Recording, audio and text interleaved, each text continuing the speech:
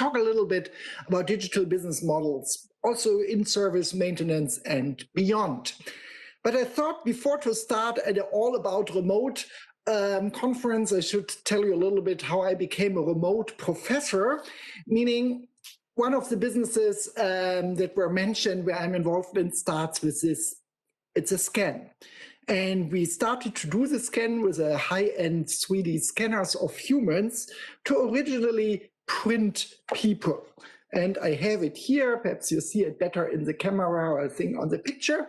This is a small figurine of myself. And the idea was, well, you know, many of you may have a picture of your family on your desk, and it would be so much if you have your family, you know, in 3D figurines. And this is why I invested in this company called Loop in Düsseldorf, as I was always really interested in 3D printing. And the first 6 million capital we got in this company, we invested in high-end 3D printers. However, we had a wrong assumption. As we realized this business still exists, but we realized that everyone under the age of 25 came for us and said, well, do we really need this 3D printed figurine?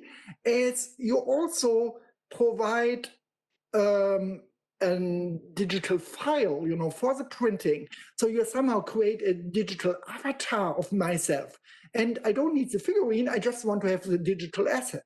So Duke developed from a company with a big emphasis on 3D printing, then first to a 3D modeling company as we quickly grow to 120 employees, to really create these models to send them to the printer. But nowadays, Loop is a 3D asset management company renting out human avatars. And this became very handy in the last years. So what you see here is the scanner actually built in a demo factory in Aachen. Then these avatar, and you see here Vladimir, the founder. And then the original idea was the 3D printing, what you see here on the top. But then you also can do this in a virtual format. And so we're creating, in the end, digital twins of us humans. I think someone probably before used the term of a digital twin already. As part of remote technology and service is you also that you have this digital representation of the asset, but in this idea, we think about humans, and really with even talk about the avatar economy.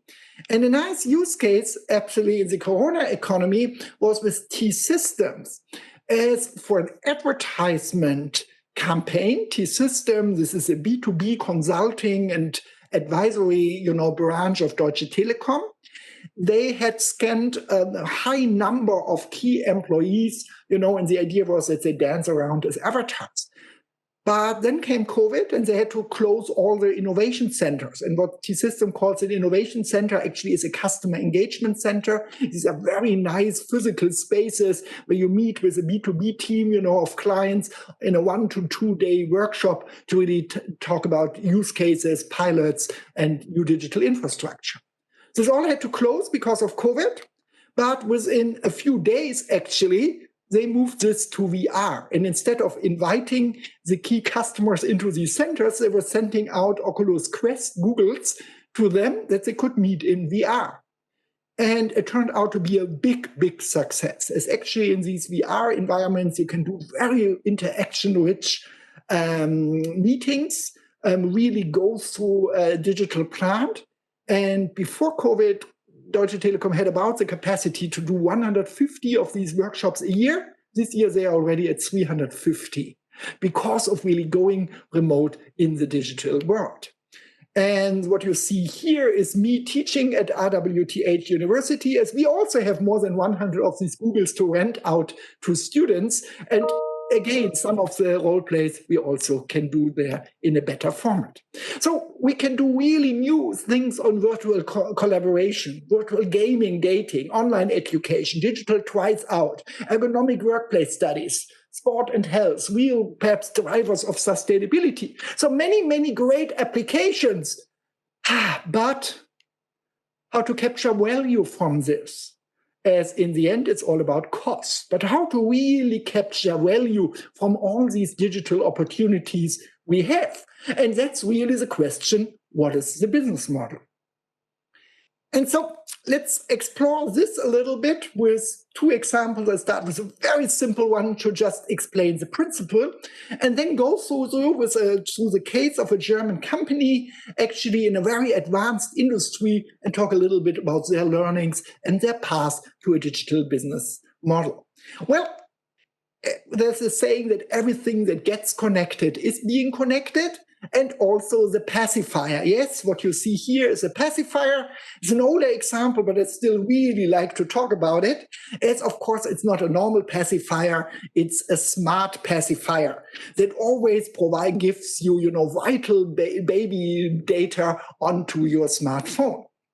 And you can buy it here, 30 euros, $39. And when I saw that example, it really came to my mind. It was very similar to what we heard about Google Glasses in the moderation before. Why do you really need this? What's the job, the open problem, of the user in applying this?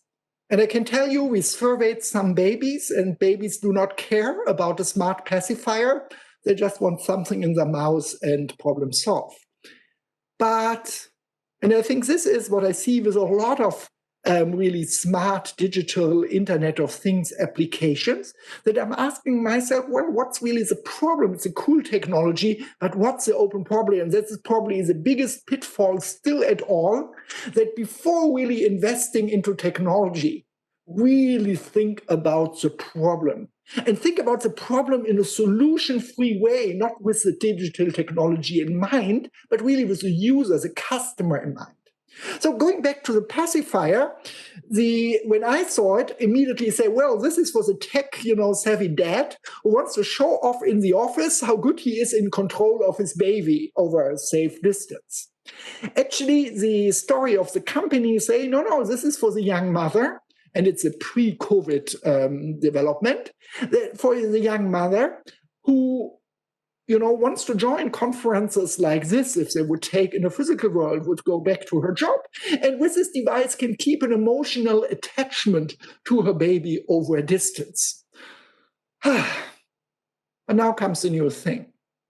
And traditionally, this was really, and this is I'm professor for innovation management.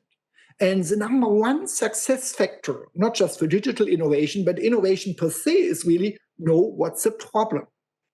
But now we have a new dimension here, as even this pacifier is platformed, meaning the data coming out of this platform can be shared by other apps, and third-party developers now can create baby pacifier apps. And indeed, there was this young mother who had a new baby, and she realized, this baby has this bad characteristic of crying at night and waking her up. And she gave it the pacifier, and she realized, before the baby is starting to cry, there's a pattern building, the body temperature goes up just a little bit, and there's some mouth movement, of the tongue of the baby. And she connected, she looked into the data, she realized the pattern, she connected the pacifier with her iPhone and wrote an algorithm that 7 minutes before the baby is predicted to cry, the iPhone will gently wake her up, and the iPhone will gently wake her up, and so that she can go into the kitchen, warm up the milk, and when the baby is just starting to cry, bottle in, problem solved. In industry, you call this predictive maintenance, but it's exactly the same case. And somehow smart factories, smart assets, smart connected tools are like smart pacifiers, just a little bit more complex. But around this simple example, there's a lot of work for an innovation professor, as you have to rethink our way and our predictions of innovation. As traditionally, wherever industry you are in, you probably have a kind of a stage gate process. Nowadays, you do it probably in an agile fashion, but the idea is still, we sense an opportunity, we move from the opportunity to concept generation, and then to digital development, to design and development. And yes, we learned we have to do it in an open innovation fashion. And I think oculavis is a good example. And a lot of the developments of oculavis are done with their customers, with their suppliers, with their technology partners. Okay, there's something novel, and it's called like predictive or data-driven innovation. And the idea is that nowadays, to really develop a new product or service, we really have new sources of information. A great example for this is actually this book. And I have it here in a real hardcover in front of me. This book is the first book that was entirely written by an algorithm. The book was written by an algorithm and it's published by Springer. We actually can download it for free. As you see, the author here is Bitterwriter. What do they do? Well, it's a machine-generated summary of lithium-ion batteries. And so an algorithm was reading all the literature on lithium-ion batteries, and then we're really identifying common threads, threads and common streams and topics. And we're creating chapters with a summary, and the algorithm identified open questions from research. And the only chapter written by a human is the preface, where this picture is adopted from, where these authors from the Goethe University explained how they programmed the algorithm. So across this, we really have new opportunities here. So we really now have big new sources also from usage data. However, this is just the beginning, as we are still in the old innovation regime. We now have just much better, information to somehow de-risk the innovation process. But going back to my pacifier, when it's a real innovation place, not really in the development stage, but when the pacifier was out there in the market, and then this user programmed this baby feeding app. And it was not the company, but a third party.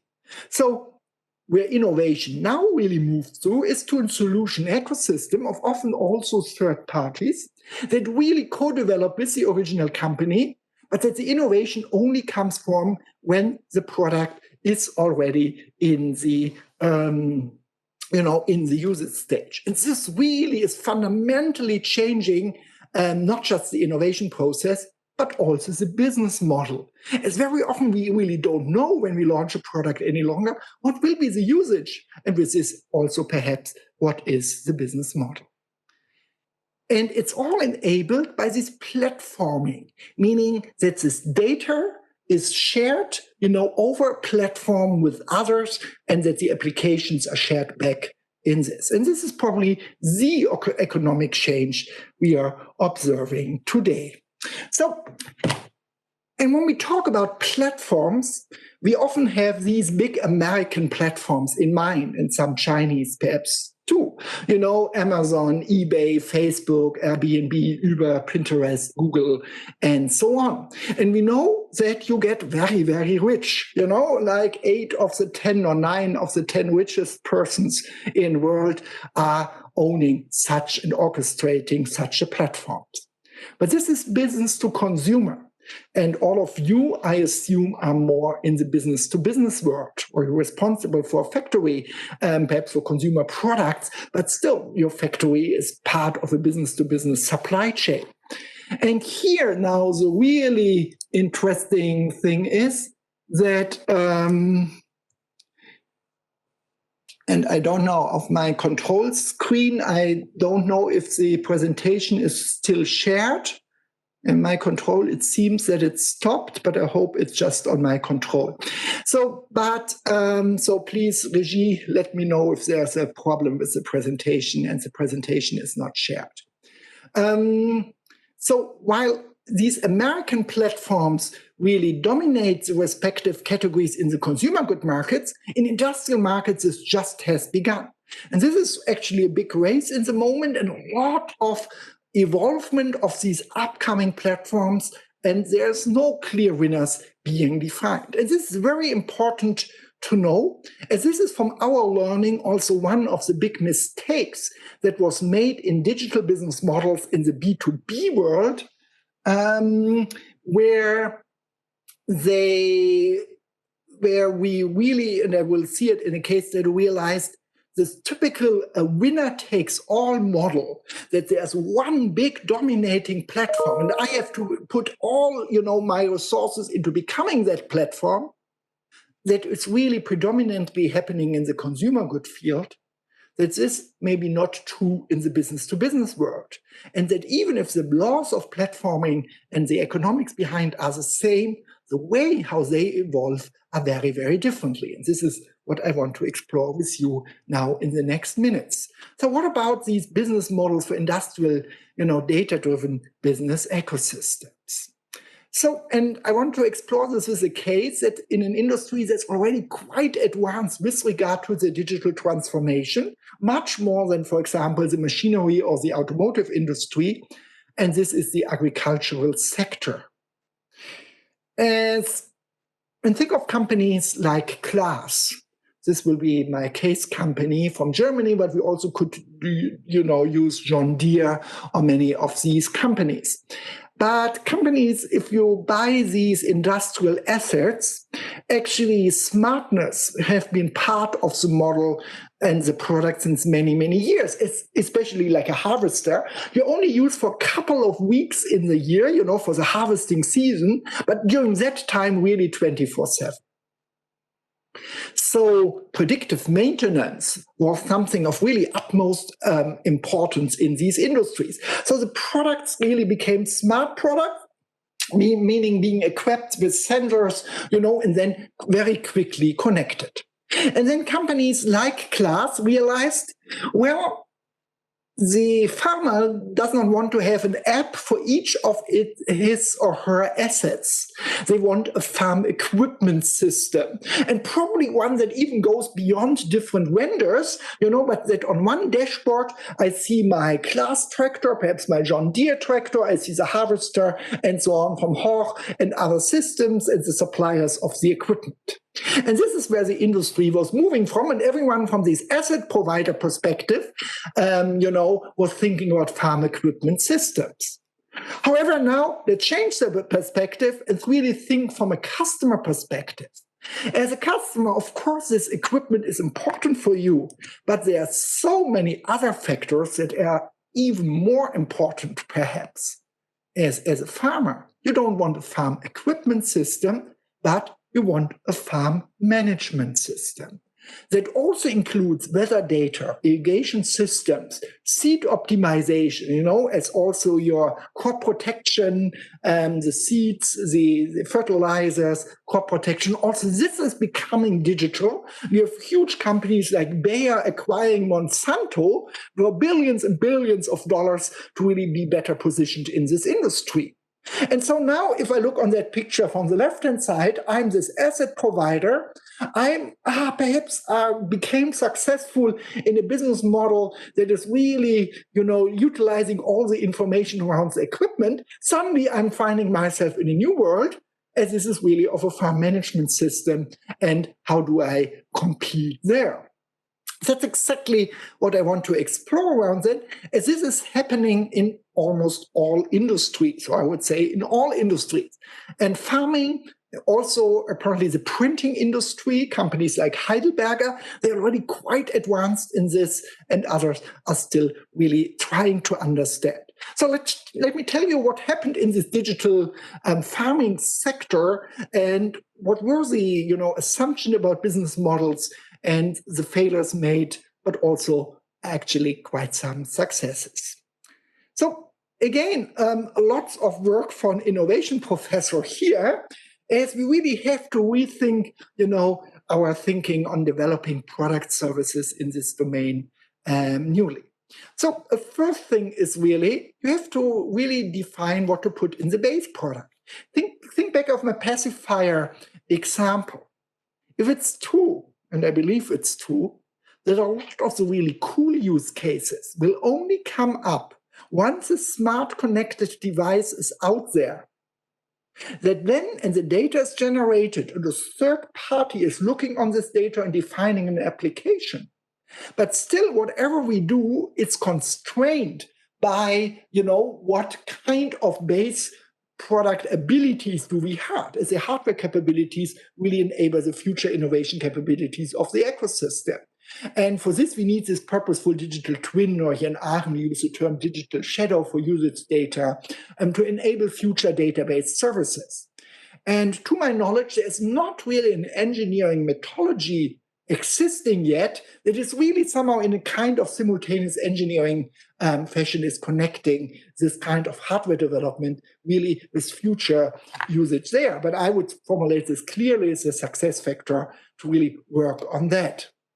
And one very inspiring comment here came from a component manufacturer.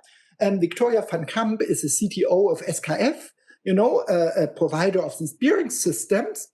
And if you do a bearing system, a Kugellager, a bearing system, you really used to design for quality. As a bearing system, you have to replace. It's a component you replace from time to time.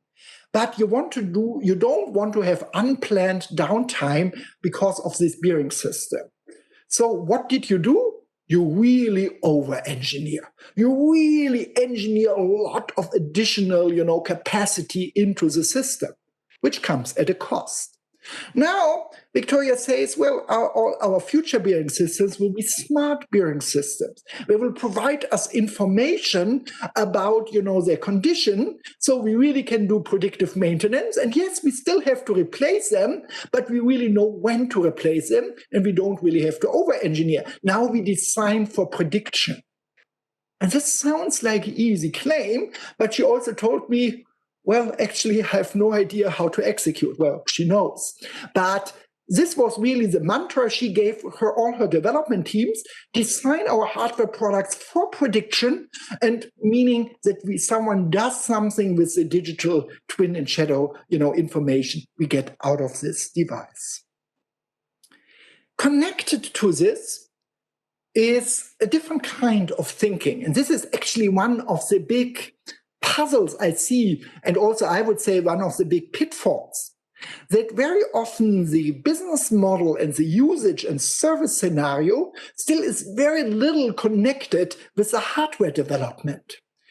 As what happened in the last years, decades, even in industry? Well, in most of the industries you are in, most of you will tell, we became more complex. We have a much higher variety of products. And as we have a higher variety of products, we really engage into modularization engine activities. We get configurators and so on. So here, and this was also very much in the farming equipment market. This is now a slide of John Deere, where they said, well, we became better because of digital engineering. But actually our variants were really popping up like crazy. And we really have a huge complexity cost. And then you're not supposed to read it. You have big reasons of assistance for tons of consulting companies coming into a company and helping you to manage the complexity. And there are tons of tools. But the thinking, and this is also, now we do a digital with Industry 4.0. And in many, many strategy, workshops I have the privilege to do with company, and they tell me why you're invested in the factory of the future. The vision for our smart factory of the future is flexibility and ultimate customization ability on the hardware side. And now we suddenly have the tools, to really do this, get these complexity costs down, as we have better visibility, digital manufacturing, and so on. However, think about what's happening on the software side. As once these products are smart, I also can actually deliver a lot of the variety just by a digital service. And this is why I think that often people in the manufacturing strategy planning and the future product planning are still not really aligned. And one picture perhaps to align people is the famous Kano model from quality. I think most of you are familiar with it. And it says if users look on a product, their threshold, basic characteristics, and these basic attributes here are really realizing the must to have. Then you have performance attributes that, especially in a B2B environment, that customers put into their briefing, into the request for proposals, where you compete. But then you have these excitement attributes. These are these wow factors. And you also have this in B2B products, where really customers then get excited about the product, and you often only discover them when using the products. So if we now combine hardware and software, well, we may use traditional mass production in a highly efficient way to produce these basic attributes. We may use mass customization or the flexibility in Industry 4.0 in our factory to really, address the differentiation requirements with regard to hardware components. However, most of the excitement attributes can be used and delivered by smart services. So we call it here targeted smart customization, as really the excitement very often comes not just from the hardware, but that you provide with the hardware a service that constantly monitors how you really utilize the asset, and then provide, target, customized features, advice, predictions, to the existing customers gradually. A good example, again, in the consumer good industries is Tesla. And while every car factory of the future of a German OEM is built around ultimate customization abilities of the hardware, Tesla well says in the end, we have a few standard models with a rather limited degree of variability and complexity on the hardware level, as all what you care about is a big screen anyway, and what we feed you on the big screen. So really connecting your thinking of the digital service model on the future planning of your factories, I think can really be a core success factor. But this is one of the flaws I see in many strategizing documents of companies, that it's somehow not connected yet. Well, then minor things here. If we really have smart products, how we really design for the machine economy. So in our research in the agricultural sector, it was not class, but another company, they said, well, we really think of autonomous machinery, and they were thinking of small tractors, electric vehicles, like a huge, lawn mower robot. And they say, well, and this thing has to go to a charging station, and they can do this autonomously, as your lawn mower robot does. But then let's assume we have different competing companies that provides a charging station. And then how is the machine selecting the charging station? So we have to conduct market research among connected machines that tell us, how to autonomously cooperate with each other. Probably a little bit a philosophical question here. And also around all these smart products, we get a lot of personal data, and personal data in a consumer field is your personal data. In a B2B world, it's your industrial data, but still personal to your company. And we know that this is very, very valuable. So how we really deal with this, but this would be another hour of a talk. So I skip it here, perhaps we have it in the discussion. But what we learned on that is really that a digital business model is not just a smart product. It's not just the smart services, but it's really the smart experiences, the way how you communicate the service offering to customers. And this is why, in my opinion, we all say we need data scientists, but you need even more user experience designers. And a good user experience designer to create a great dashboard experience in a B2B product, I think, is one of the most sought after capability nowadays. And this was also one of the mistakes I think many companies made. They don't really look on their business model holistically. They were often connected, just one on the manufacturing product side, one then on the service side. Well, and no one cared really, we are B2B, about the experiences. However, the biggest challenge, obviously, is a different one. How do I really survive competition in a platform industry?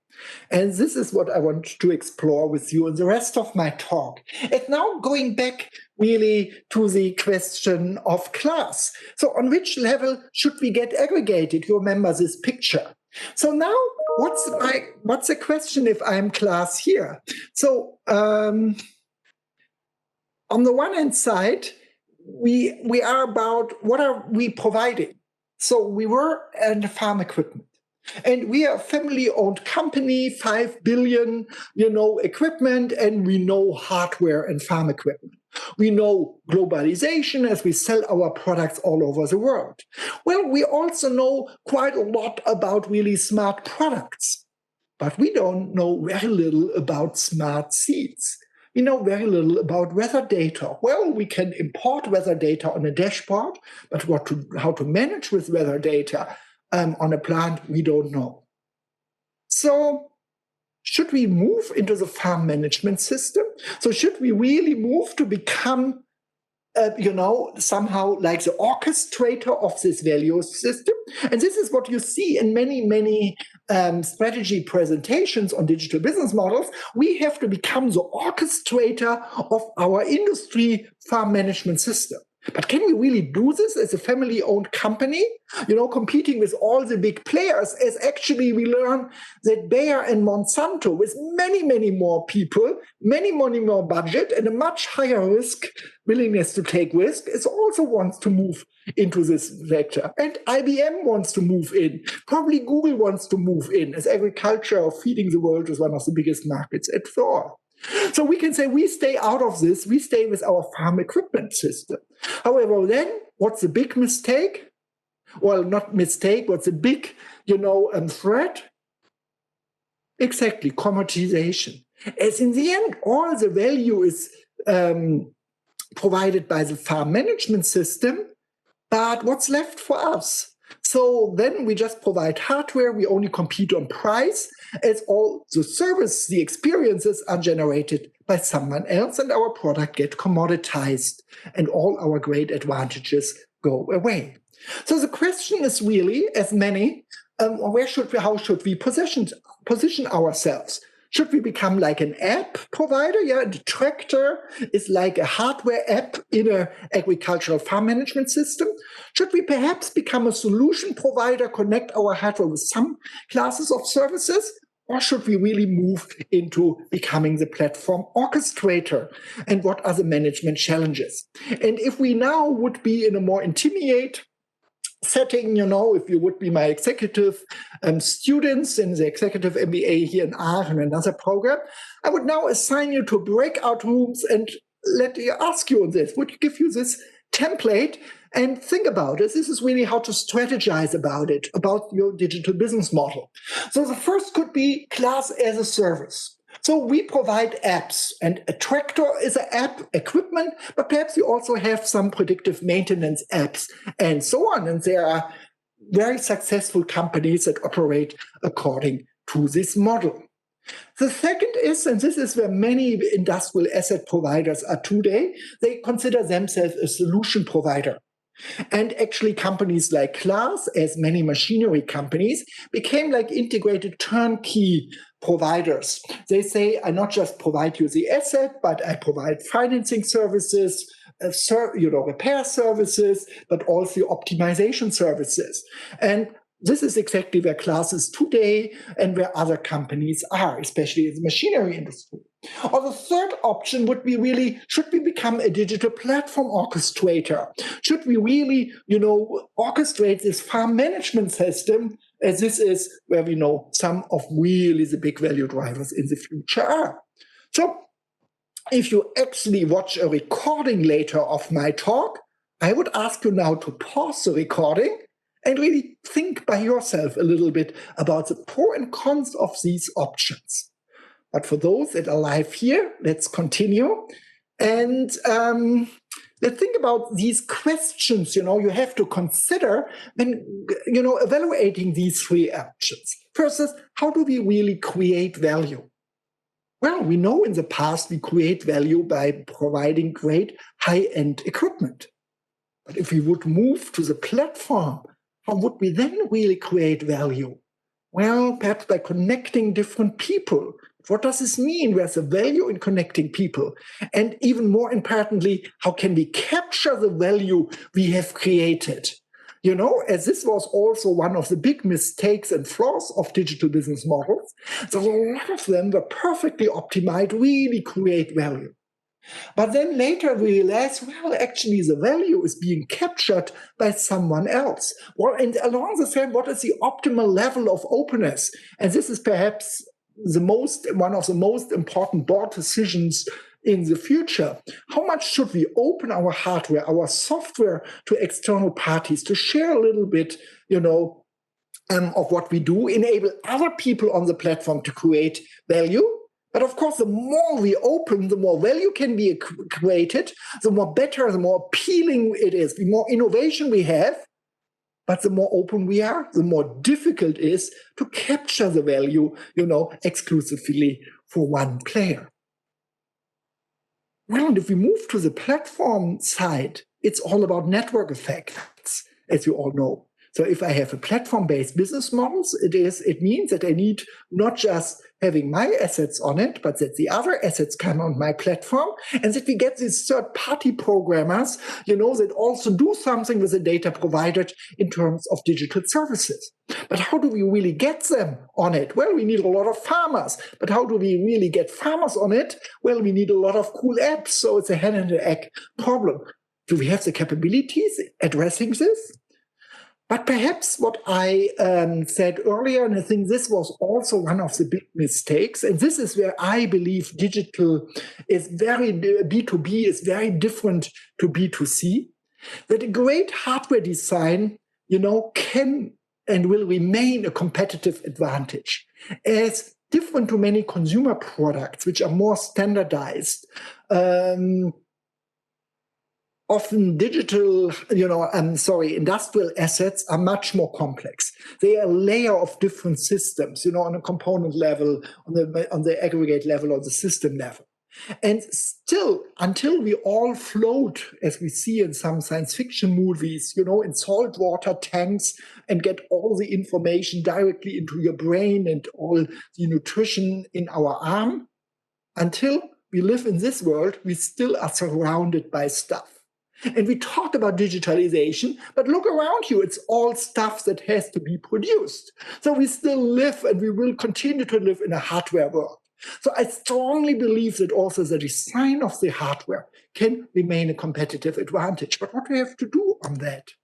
But the ultimate question, actually, by deciding between these three options, is what is the core of our company? Are we a hardware, a specialized provider, or some software skills? Are we a solution provider? Or, well, in the end, it's not about this. We are a platform orchestrator. We orchestrate our industry. And you have to know an answer on that. So this could be, if you would have been good students, you would have come up with a slide like this, in your breakout exercise. What would it mean, really, as a class, as a service? It would, for example, mean that we don't sell our assets, but we have a subscription model. We give our assets not for free, but on a by-use version. We promise our customers that they always will get some improvements in the system. We may have a full digital configuration, order planning, and execution process. So really using digitalization and Industry 4.0 for ultimate efficiency in the system.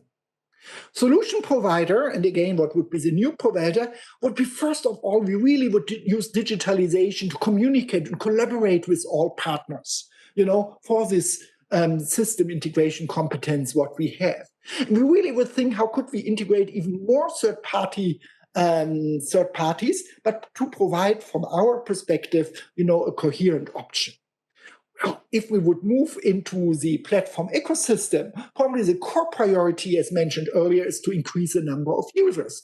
The ability, and so the defining factor is our ability to scale network effects and build partnerships here, but very, very open partnerships with many more actors as in the second case. So, three options. What should we do? Well, we always know later, but this is why I like the case of class, as they really went through the third option. The most interesting one, but also the most difficult ones. As they founded a company, 365 FarmNet, They positioned it next to the mother company and opened it to everyone. As they knew, we are a small player. And actually, I didn't tell you, but the next, you have Class, about 5 billion, and then you have John Deere, about 36 billion, and 70% market share. So your next big competitor is really many times bigger than you. And of course, also in John Deere, they were exactly discussing these options. And they said, we go definitely for option number 3. We become the orchestrator of the ecosystem, as we have an installed base of 70%. So we are perfectly positioned for that. Well, as Class, they said, but we can't leave it to the John Deeres, as then we just have a specialized asset, we get commoditized. So we also have to do it. But our way to compete with the others is to be more open. While on the original John Deere platform, only John Deere equipment was allowed, Class from the beginning also allowed other machinery on their platform, sharing also their data with even their competitors, getting Bayer and other seed and crop protection companies on it, getting Allianz as a very interesting partner. It's Allianz that does Ernteausfallversicherung, that is, insuring your crop for storms and bad weather and drought.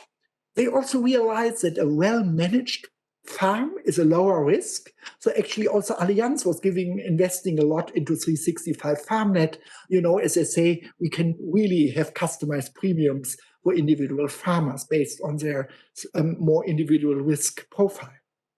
So they moved into this, and moving into this, and this is now a very crowded slide, but it shows you a little bit also the assumptions and the changes of the business model. The traditional Class business model of an old company, established company, is really selling agricultural machinery with a product, with a profit. Own development, many patents, strong IP base, but of course, over the last decades, getting more and more revenues through accompanying services.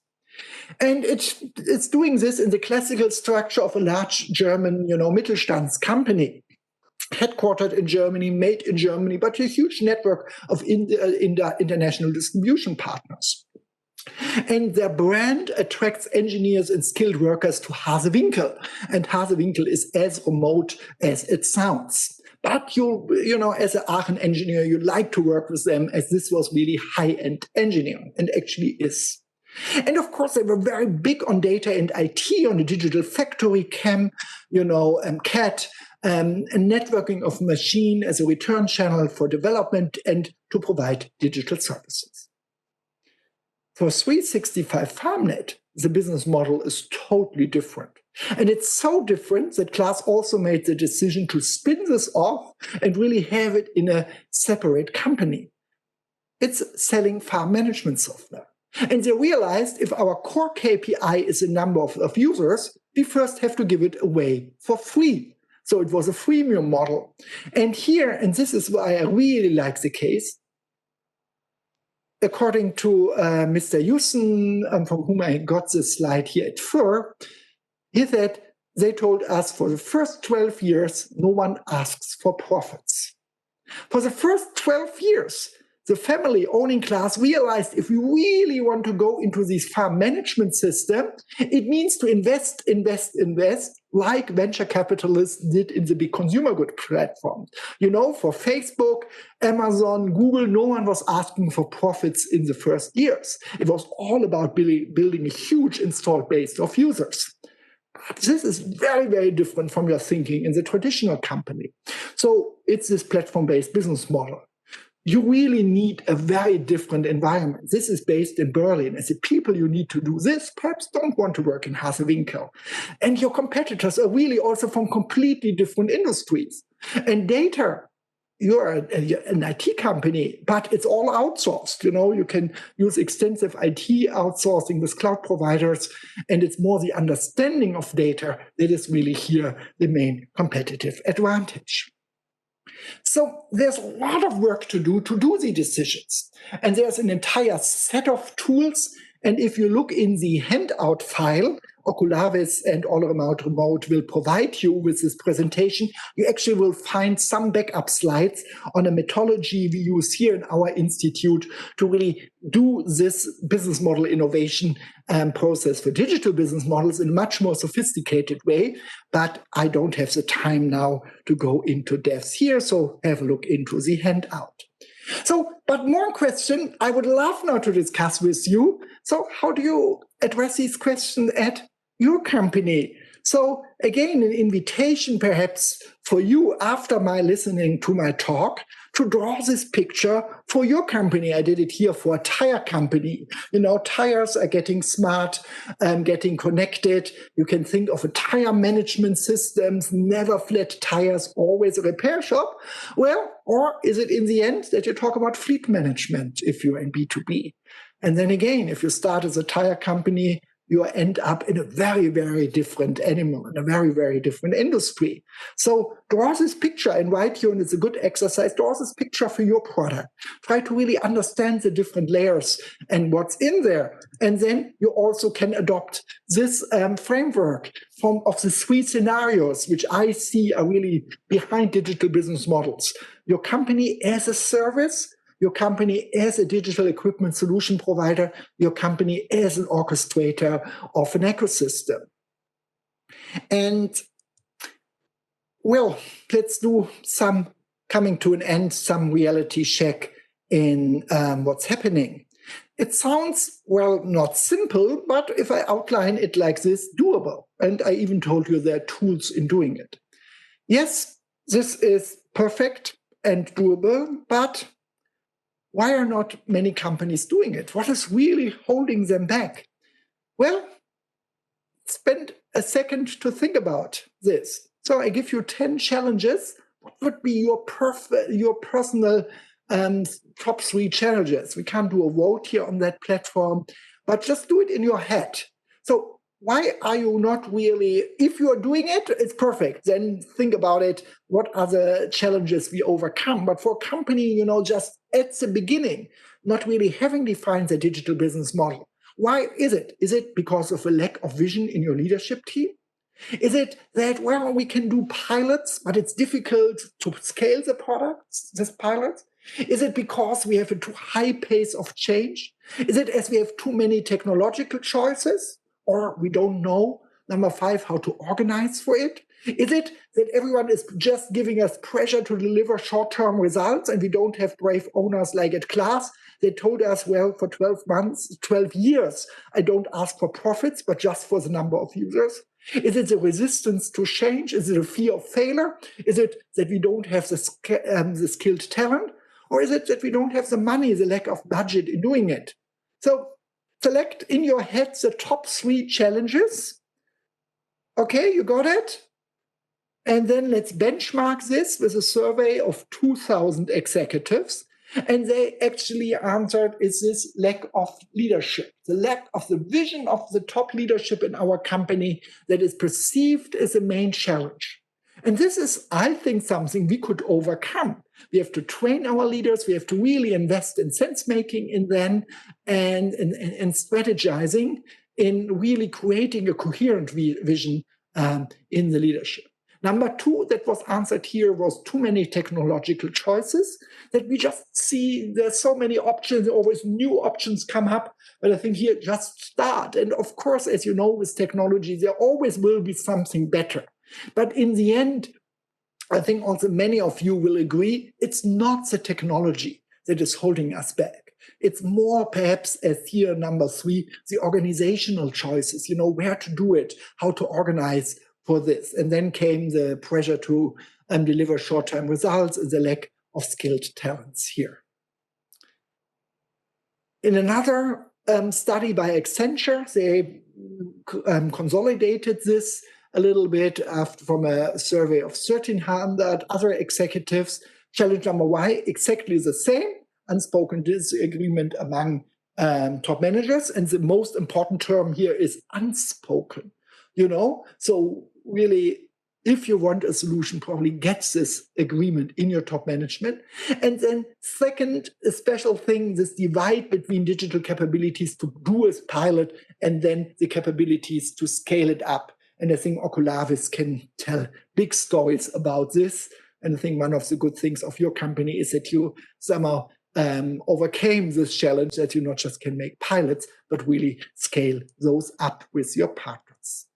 So, coming to an end, and I don't know if we have an opportunity for Q&A on that platform here, but as promised, to summarize some of the points I mentioned, really recommendations to create a successful business model, and this now all at the end in one slide. So first, I think we have to acknowledge that everything that can be connected will be connected. And if pacifiers are getting smart and connected, whatever industry you are in, it is connected. And so your core question should be also how we will utilize this productivity for a better, collaboration among assets and humans. Number two is really, what is the job of your digital service? Is it all about productivity gains? And this was in the traditional class business model. It was very much, we really enhance the productivity gains of a farm. On the farm management side, then, well, it's still about productivity, but in a much more, holistic perspective. But it may be also of the purpose. Why are we doing it? Perhaps because of higher sustainability, perhaps really to support the mission to feed the world. And this is what we see, that on the level of these platform ecosystems, we often have higher value drivers. But therefore, really, before you invest into a digital service, into a digital, smart product, in a digital business model, do what we call a solution-free, a technology-agnostic analysis of the open problems. And there's a wonderful methodology called outcome-driven innovation, or job to be done, based on the job to be done methodology, ODI, outcome-driven innovation. Just Google it.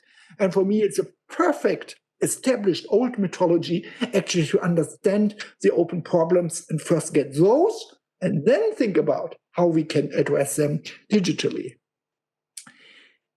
Number three, it's really the success factor, how to either orchestrate an open ecosystem platform or how to position yourself. Well, in the end, I'm not sure if 365 FarmNet will survive on the long term. It's too early. I'm very, very sure that class always will have a big competitive advantage as they went through this exercise, as they really got learning and insights into how to position themselves on a platform that really puts them ahead of the competition that don't have this experience. But in the end, it's really about becoming the angry bird, the app of your industry, or the Airbnb, the platform of your industry, and around these different degrees on openness. And actually here, what we saw last year's, we saw that also traditional competition is really going away, as there's now Farm Connect, a cooperation between John Deere and Claas. And they said we actually share our data, as we realized our competition in the future is actually not the other farm equipment manufacturer, but it is other players from very different industries, perhaps very highly financed startups from Silicon Valley, an IBM, a Bayer Monsanto corporation. So we only can win by collaborating. In the machinery industry, we have what I find very interesting example of Adamos, a collaboration of mid-sized German machinery manufacturer to build like an industrial Internet of Things platform, like to compete with MindSphere or GE Predict, but owned as a co-op among manufacturers. In the end, as I said, we still live in a physical world. And I think this is also one of the mistakes being made, that in many development pipelines, we have the Industry 4.0, a kind of pipeline to develop the factory of the future. And in other divisions, we have a smart product future, strategy, but they are not really aligned. So as I explained earlier with the Kano model, I think you really should see it connected, and also always ask the question how great open hardware design can remain a source of competitive advantage. And finally, how to change internally. What are really the capabilities we have? And I would say the number one capability has to start in top management, that they really have a consistent, clear understanding of the technologies, knowing what makes sense.